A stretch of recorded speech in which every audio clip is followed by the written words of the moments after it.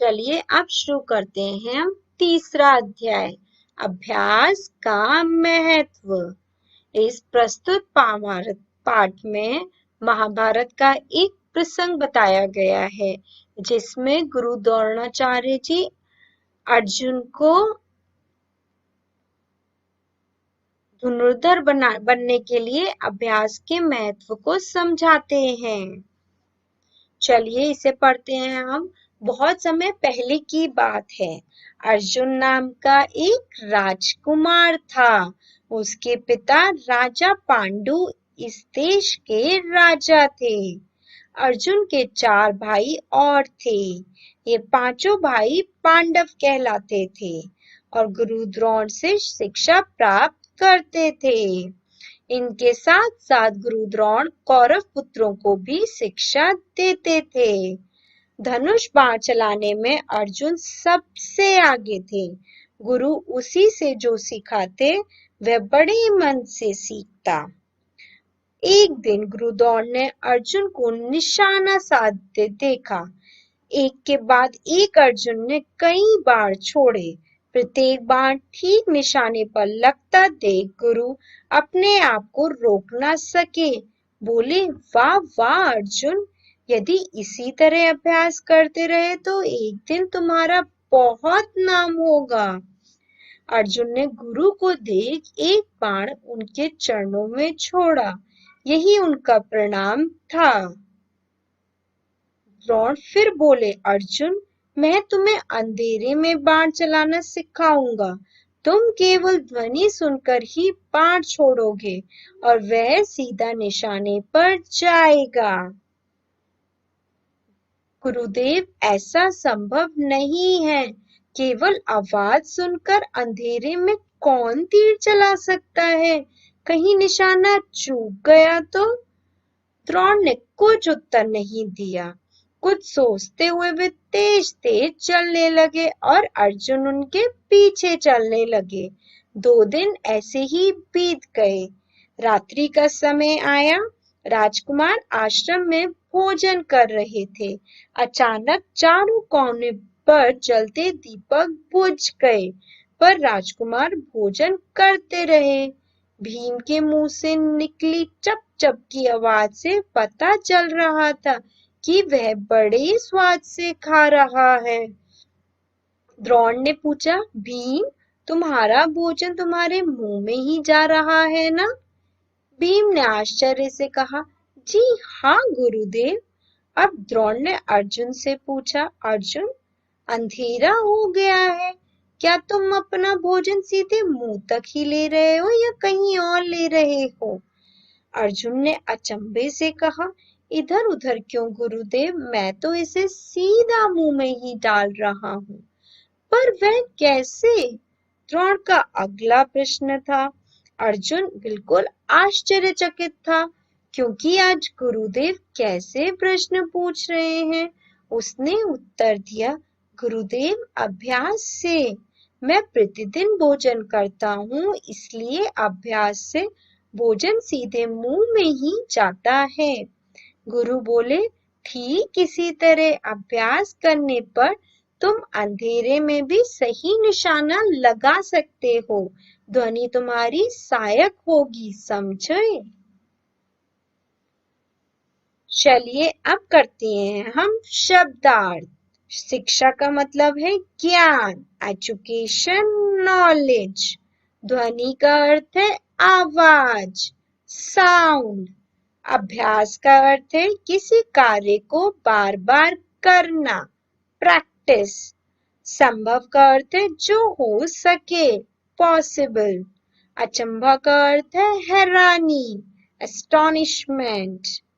सहायक का अर्थ है मदद करने वाला, हेल्पर।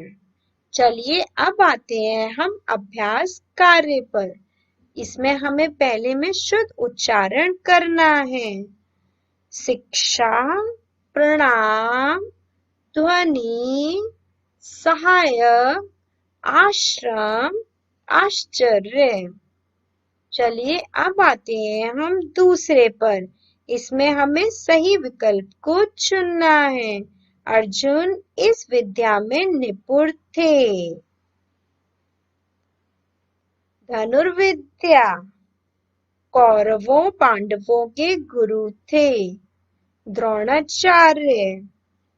हम अपने लक्ष्य को प्राप्त कर सकते हैं अभ्यास के द्वारा व मेहनत के द्वारा, दोनों के द्वारा इसका सही विकल्प है। चलिए अब आते हैं हम तीसरे पर। बताइए अर्जुन ने गुरु के चरणों में बाण क्यों छोड़ा? अर्जुन ने गुरु के चरणों में बाण छोड़कर उन्हें प्रणाम किया था।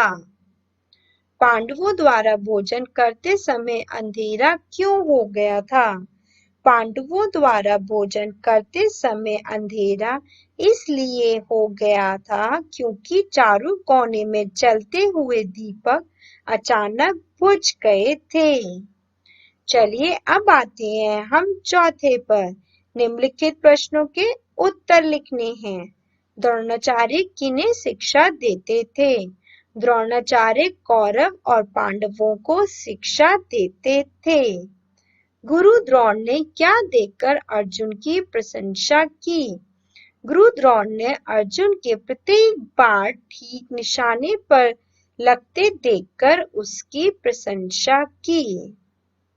गुरु ने अर्जुन को क्या सिखाने की बात की? गुरु ने अर्जुन को अंधेरे में बाण चलाना सिखाने की बात की। गुरु द्रोण ने भोजन करते हुए अर्जुन से क्या पूछा?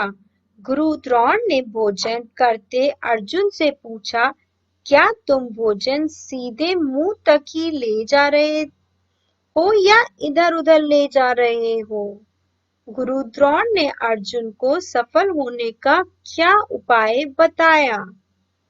गुरु द्रोण ने अर्जुन को सफल होने का उपाय बताया कि अभ्यास करने पर तुम अंधेरे में भी सही निशाना लगा सकोगे और इसमें ध्वनि तुम्हारी सहायक होगी।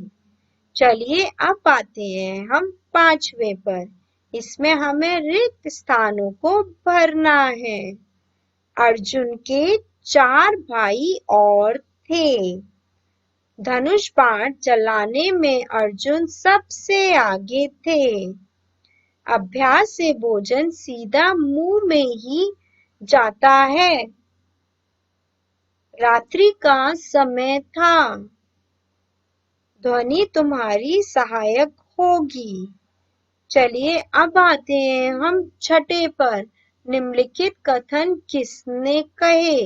यदि इसी तरह अभ्यास करते रहे तो एक दिन तुम्हारा बहुत नाम होगा। द्रोणाचार्य ने।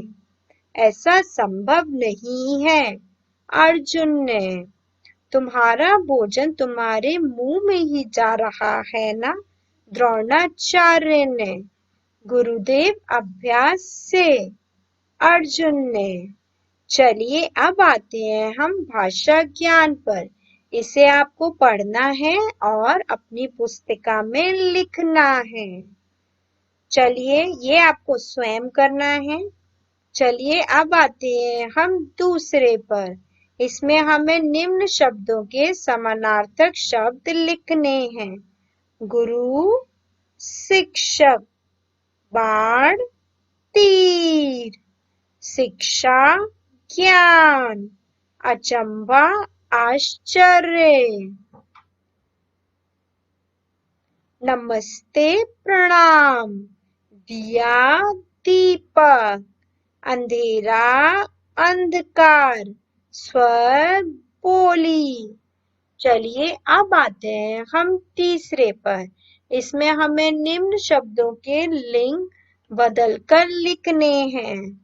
भाई, बहन, गुरु, गुरुआइन, राजा, रानी, इंद्र, इंद्राणी, राजकुमारी, राजकुमार, देवर, देवरानी, पुत्र, पुत्री, नौकर, नौकरानी। चलिए अब आते हैं हम चौथे पर। इसमें हमें निम्न शब्दों के विलोम शब्द लिखने हैं। गलत का सही, प्रश्न का उत्तर, अंधकार का उजाला, संभव का असंभव, रात्रि का दिवस, सीधा का उल्टा। चलिए अब आते हैं हम 5वें पर। इसमें हमारे कुछ शब्द दिए गए हैं, उससे आपको कोई भी वाक्य बनाने हैं। ये आपको स्वयं करना है। चलिए अब आते हैं हम क्रियात्मक कार्य पर। इसमें हमें बड़े से छोटे के क्रम में पांडु पुत्रों के नाम लिखने हैं। युधिष्ठिर, भीम, अर्जुन, नकुल, सहदेव।